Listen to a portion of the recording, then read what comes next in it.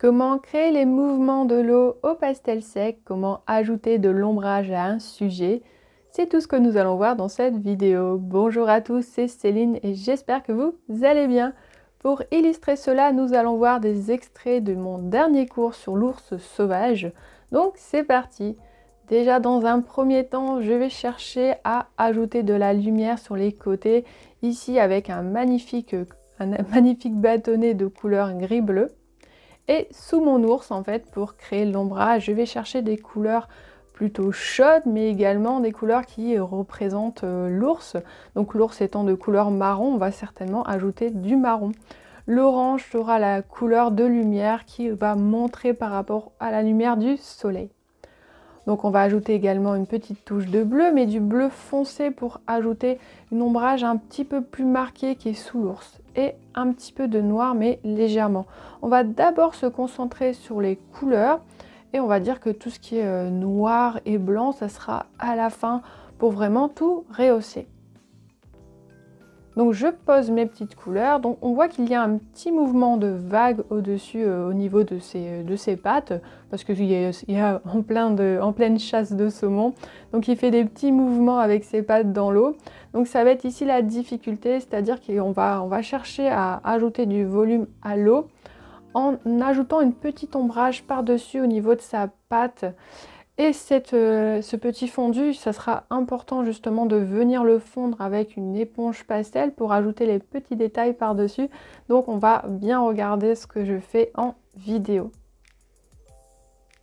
Donc j'ajoute les petits ombrages en noir pour intensifier justement au niveau du regard. Alors celles-ci, on peut les ajouter à la fin, tout dépend si on est à l'aise ou pas avec les couleurs un peu plus foncées, parce que celles-ci seront plus compliqué à venir repasser par-dessus. Moi étant à l'aise, je peux me permettre tout de suite de mettre ces couleurs. Donc ici avec un outil pastel, je vais venir fondre la couleur pour créer un petit effet flou, pour venir masquer la couleur de ma feuille et pour aussi créer un mouvement. Donc là au niveau de la pâte, je prends mon temps. Donc je prends le temps de bien estomper. Et si besoin, je vais venir un petit peu nettoyer mon éponge pastel pour éviter de mettre par ici, par exemple, de la couleur orange sur les côtés. Donc on cherche vraiment à ajouter de l'ombrage sous l'ours en créant un petit mouvement et en ajoutant des petits effets de bleu ciel sur l'intérieur. Donc une fois que j'ai estompé, on va venir re-ajouter les détails par-dessus.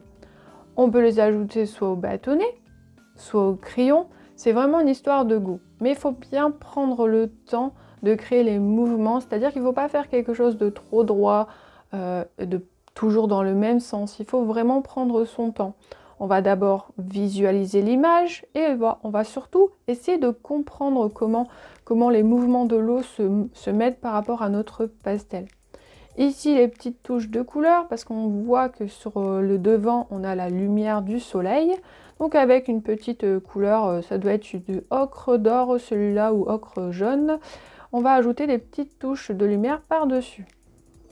J'ajoute un petit peu de cette couleur dans le bleu de l'eau pour ajouter de la lumière également. On vient en ajouter sur l'ombrage, mais également sur le bleu de l'eau. Alors le défi, c'est vraiment d'ajouter cette lumière sans trop l'estomper, en prenant bien le temps de se reculer, car il faut savoir qu'un pastel, un dessin, une peinture se regarde toujours au loin, on aura tendance à travailler toujours un petit peu de trop près, donc bien prendre le temps de se reculer pour regarder. Il faut regarder aussi son sujet avec le mouvement de l'eau. C'est vrai qu'on peut avoir tendance à rester un peu trop bloqué sur une zone.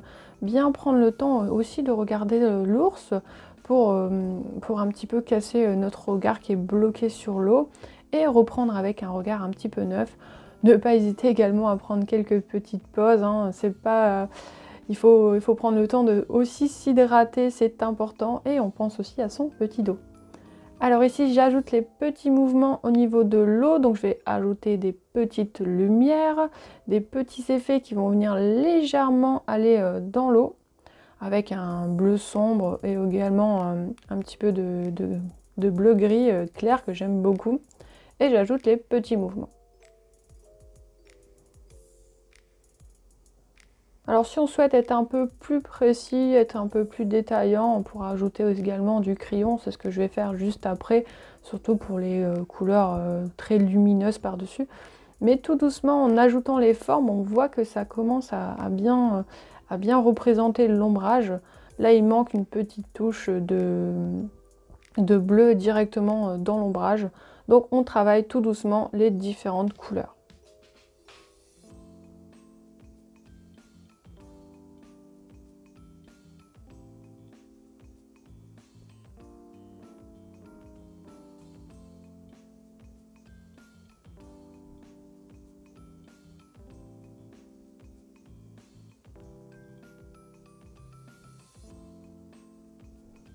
Donc là, je prends un outil éponge pastel pour estomper un peu plus.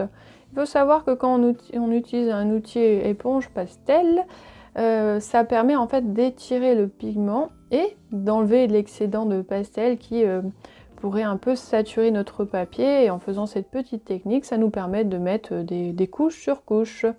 Quand on écrase le pigment avec le doigt, l'intensité de la couleur sera un peu plus forte qu'à l'éponge pastel.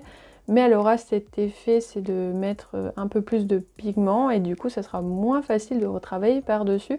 Mais encore, ça dépend vraiment ce qu'on souhaite faire.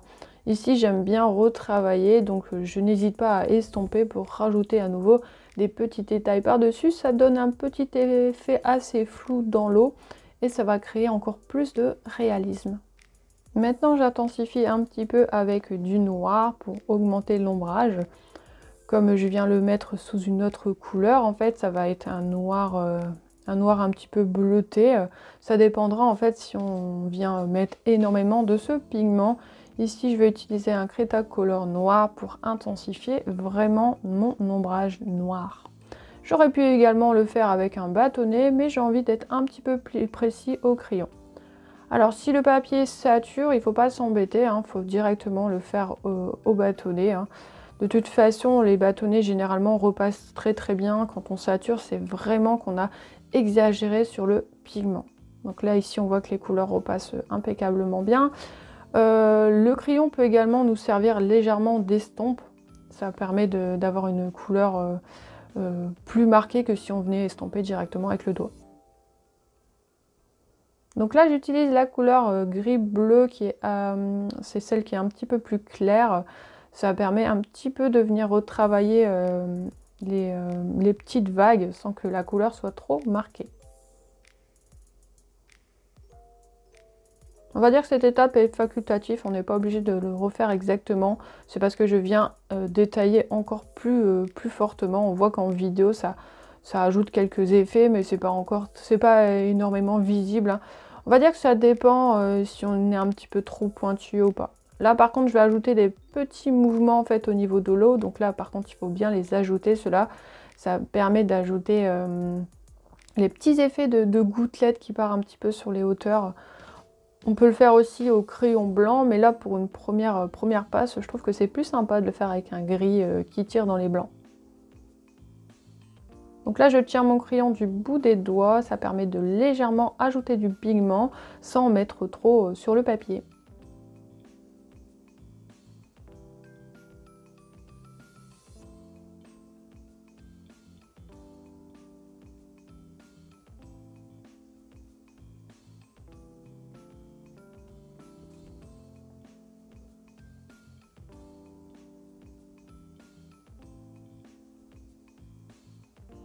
Alors, petite touche de marron pour ajouter un peu d'intensité à mon ombrage.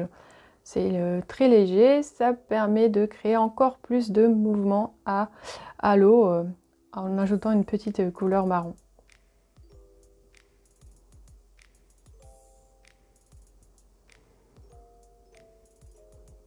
Ici, c'est une couleur un peu bleutée que j'aime bien l'appeler la couleur bleu nuit parce qu'en fait, elle est noire, mais elle tire dans le bleu, donc c'est-à-dire qu'elle rappelle un peu la couleur de la nuit tout simplement. Donc c'est plus facile de l'appeler en cours directement en disant la couleur bleu nuit.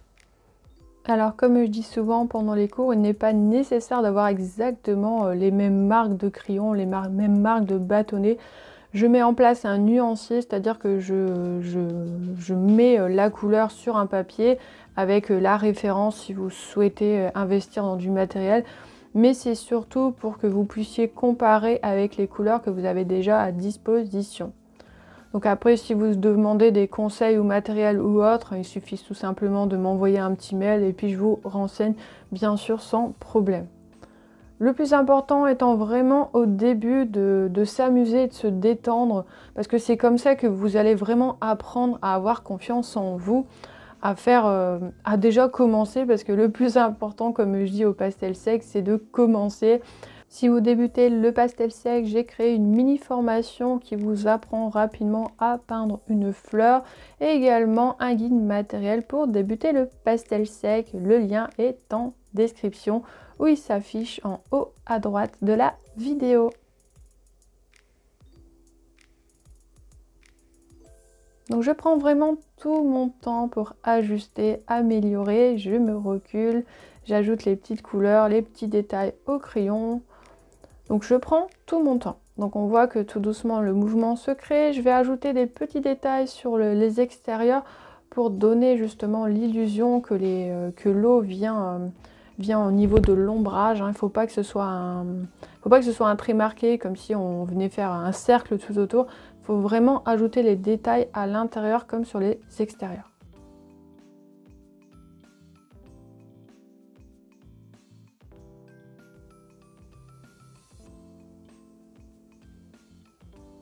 Alors ici on voit que les crayons, les mines sont assez bien taillées.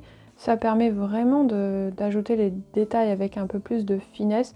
Ça c'est une étape qu'il faut faire à la fin pour créer les petits mouvements.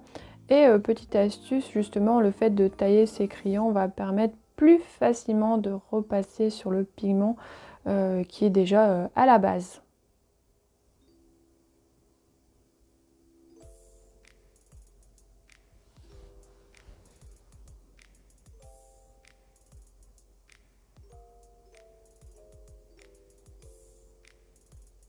J'ajoute quelques petites touches sur l'ours pour ajouter des petits mouvements de l'eau, des petites gouttelettes, avec toujours mon crayon gris, gris clair.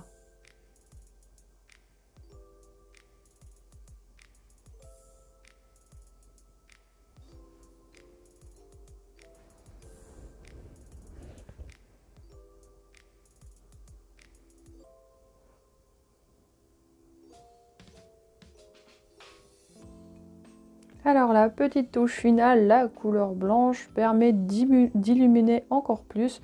C'est les petits détails qui vont vraiment faire ressortir les petites gouttelettes, les mouvements de l'eau et ajouter plus de lumière. J'espère que vous avez apprécié cette vidéo. Pour participer au cours de l'ours sauvage, il vous suffit de cliquer sur le lien juste en dessous de cours de l'ours ou rendez-vous en description.